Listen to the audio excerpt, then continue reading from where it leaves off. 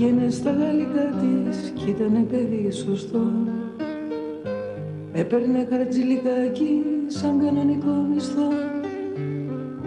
Λόγω οικογένειας είχε ευκολίες. Άκουγε ροκ, πήγαινε σε συναυλίες.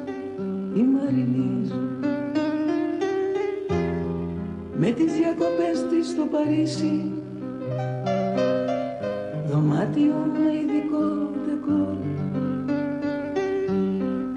Έχει δοκιμάσει το χασίσι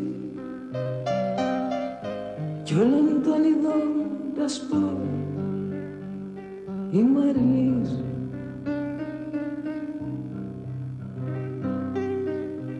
ήταν εξάνθο παιδί και γαλανό. Φόραγε ρούχα κρυβά κι ήταν μια καπιά.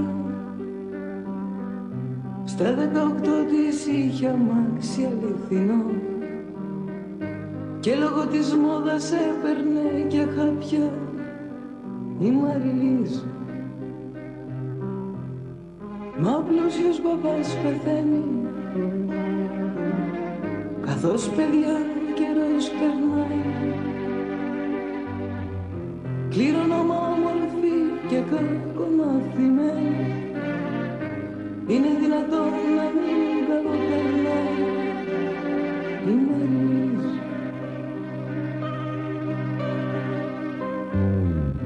Κι η ζωή της γενικά κυλάει πολύ ωραία, που και που μονάχα νευριάζει.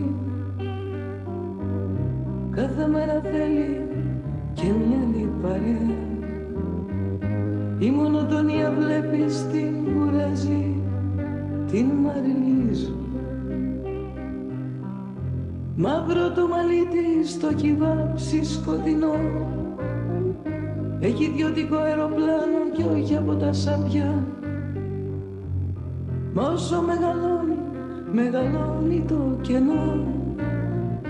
Μεγαλώνει πιο πολύ η δόση της στα χάπια της Μαριλής.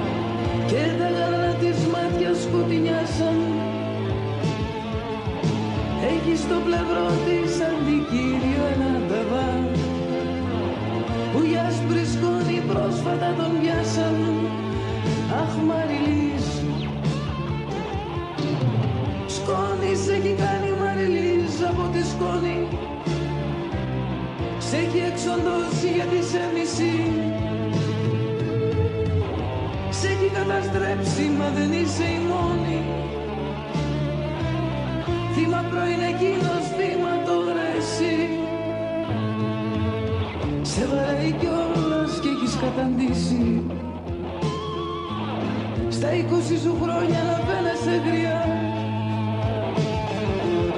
Δεν αντέχεις άλλο και έχεις λυγίσει. Κι είναι και η δική σου τόσο μακριά. Αχ Μαριλής, λίγη αξιοπρέπεια μόνο σου έχει μείνει. 2-3 ενέσεις, κάποια ηρωίνη. Βάζεις μια σύριγγα πάνω στην καρδιά σου. Θα πεθάνεις Μαριλής με την άδεια σου. Μια ζωή αδύναμη και τρυπάς με δύναμη. Και κυλάει το αίμα στα μικρά σου στήθια. Μα είναι η πρώτη σου φορά που δεν ζεις το ψέμα. Μαριλής, ο θάνατος είναι η μόνη αλήθεια. Είναι η μόνη αλήθεια.